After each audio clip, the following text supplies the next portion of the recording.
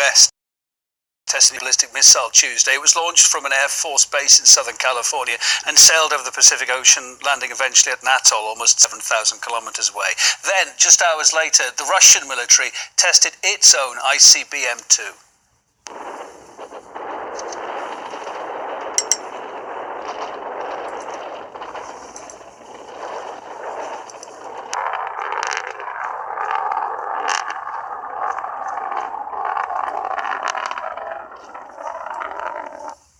Although the launches have been described as routine, they come, of course, as fears grow over the potential for a nuclear arms race following the suspension of that key missile agreement on Saturday. RT's senior correspondent, Murad Gazdiev, reports this morning. The INF Treaty was a pillar of global security, not only because it resulted in the removal of missiles and launches from Europe, but also because of what was removed. Short-range nuclear missiles, highly mobile, incredibly quick, both to launch and their speed, much cheaper than huge strategic nukes. Everyone was always on the edge with short-range nuclear missiles around. They could strike in an instant, barely any warning. For more than 30 years, they were gone. But now, those missiles are coming back, unless we get a new deal. I hope that we're able to get everybody in a very big and beautiful room and do a new treaty that would be much better. Not everyone wants a new deal. Some see this treaty collapse as an opportunity. More funding, more R&D, more better short-range missiles. Now the Department of Defense will be able to conduct those research and development activities banned under the INF Treaty. So the Department of Defense will start those steps on building those systems they couldn't before.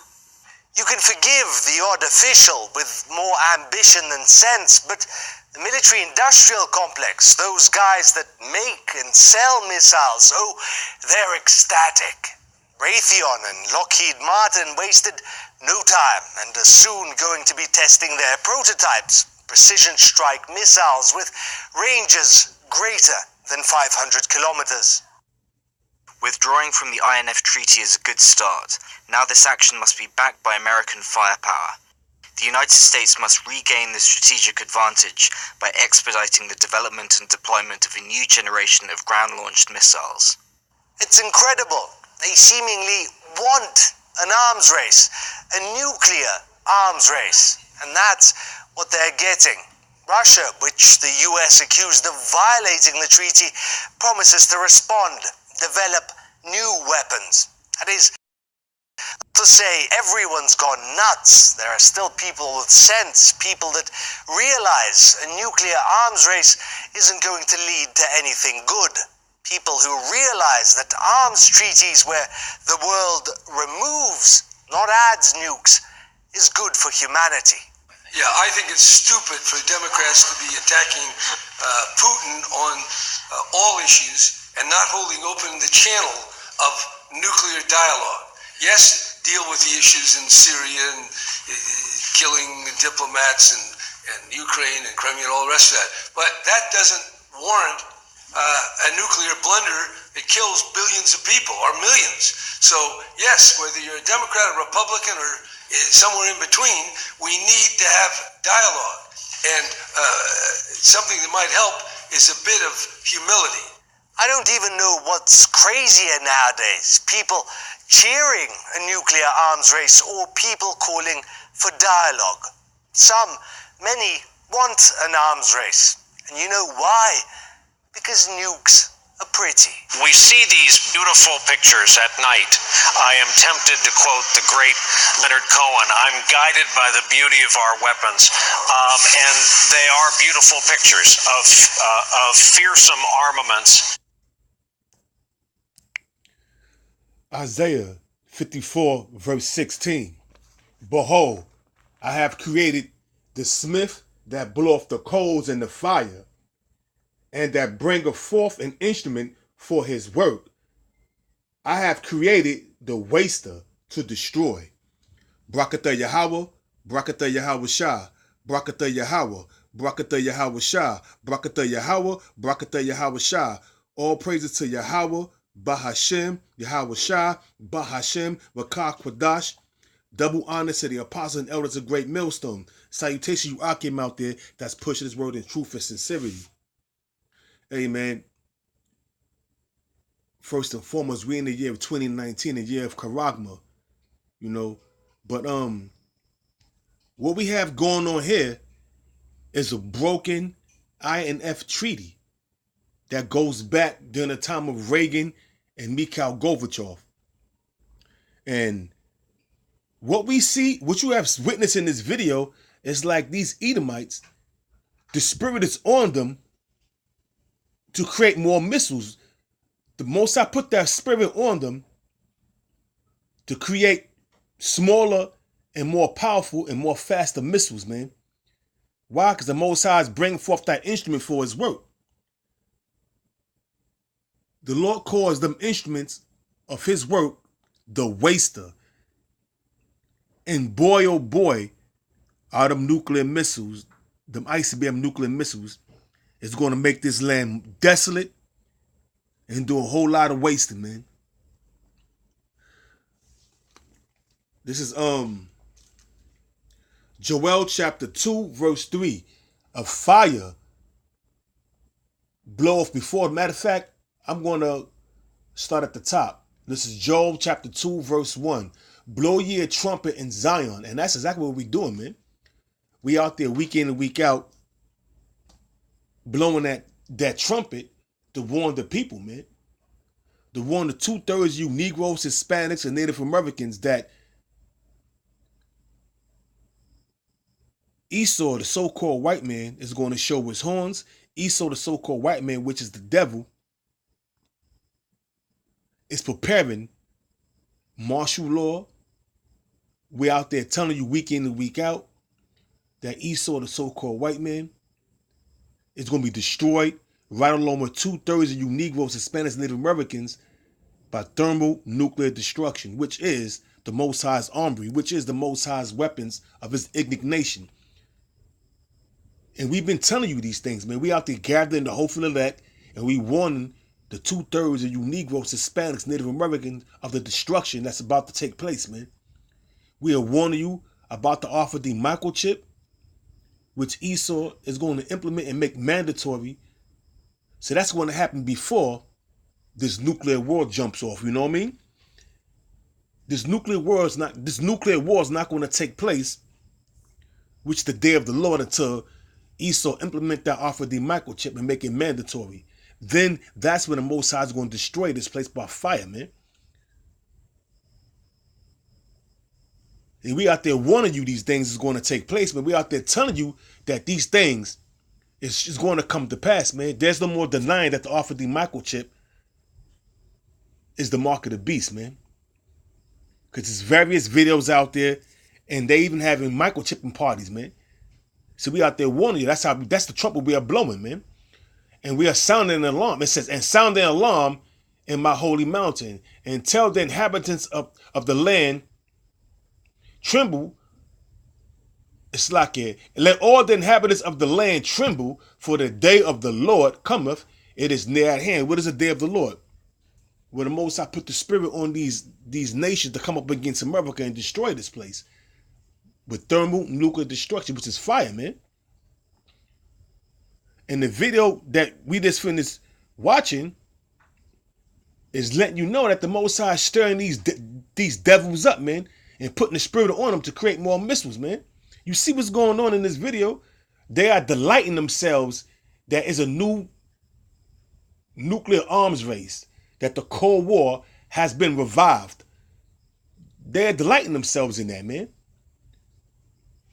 These companies that create these weapons, man, these scientists that create these weapons, they are delighting themselves. They are like actually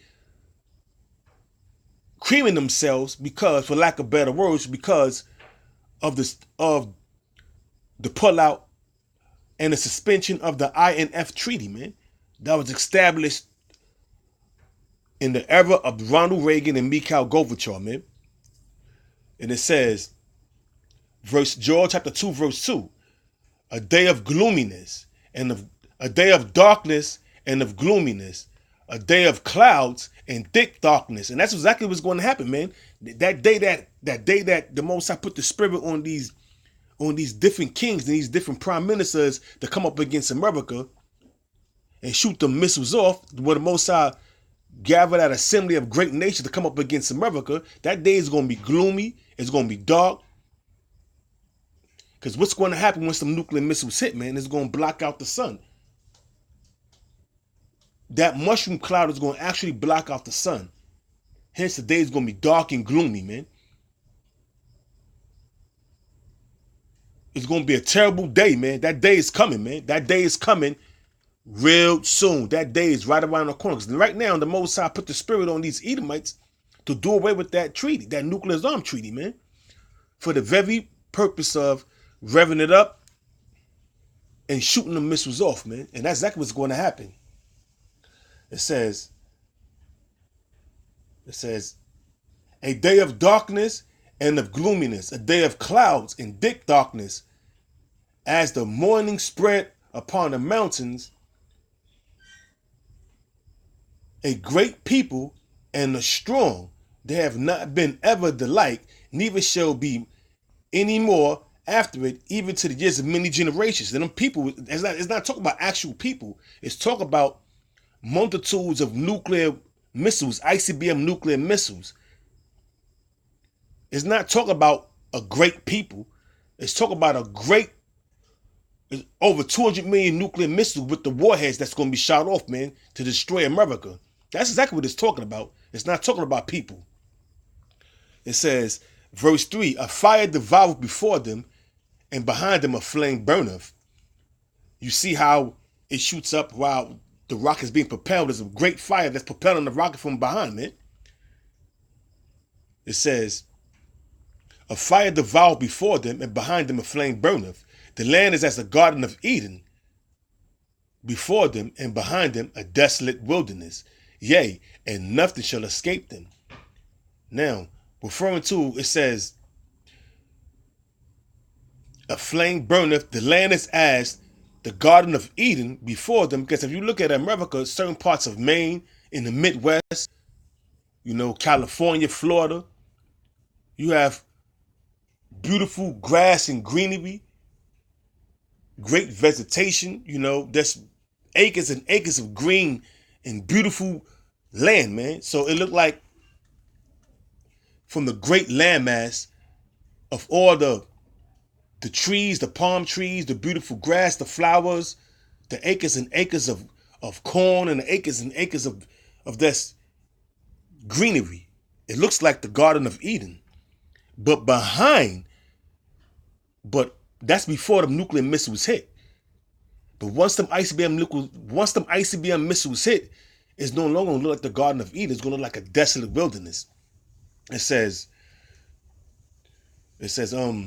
a fire devoureth before them, and behind them a flame burneth. The land is as the Garden of Eden. The land is as the Garden of Eden before them, and behind them a desolate wilderness. Yea, and nothing shall escape them. That's them nuclear missiles, man. They are going to be laser guided. Also, the spirit of Yahweh, while Yahweh Shah, is going to be upon the missiles to hit their targets, man. They're not going to break their ranks. They're not going to fall out the sky.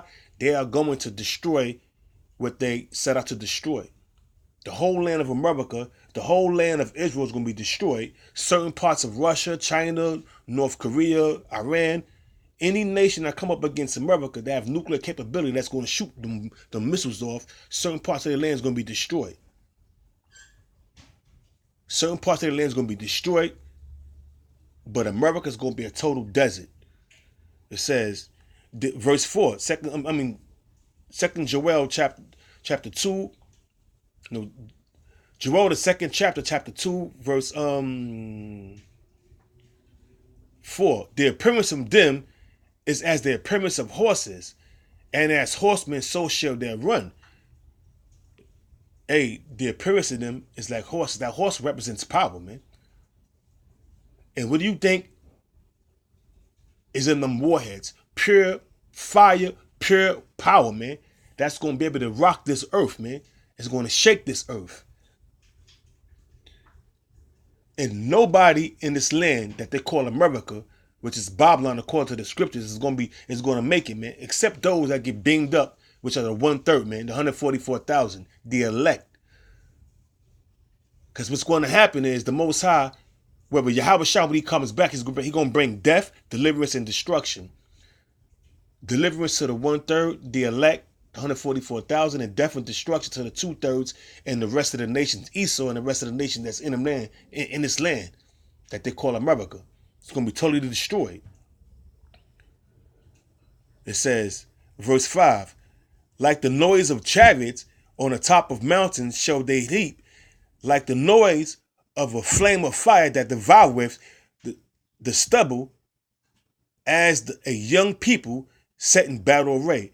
Like I said, it's not that word people is like it's an allegory, it's a metaphor for them nuclear missiles. The nuclear missiles is going to be shot off from that assembly of great nations that the Most High rise up and come up against America and totally destroy this land. And you can't get around that. America is going to be destroyed, and you got these devils, these Edomites, the so-called white man, is delighting themselves in that the INF treaty has been broken.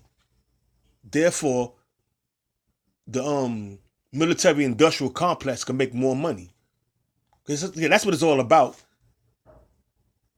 Putting fear in the people and making more money. Lockheed Martin, all these companies that produce nuclear weaponry, man. The military industrial complex, if you will. Shit is about to get real deep and serious, man. Last scripture before I close it out. This is 2nd Ezra 16, verse 12. The earth quaketh, and the foundation thereof, the sea ariseth with the waves from the deep, and the waves of it are troubled, and the fishes thereof also, before the Lord and before his glory. So let me read it again. The earth quakeneth, 2nd Ezra chapter 16, verse 12. The earth quakeneth, and the foundations thereof. How the earth is going to quicken in the foundation thereof? Because all these missiles that's going to be shot off. All these missiles are going to be shot off from the western hemisphere to the east to the west. The earth is going to be knocked off its axis. The earth is going to rock.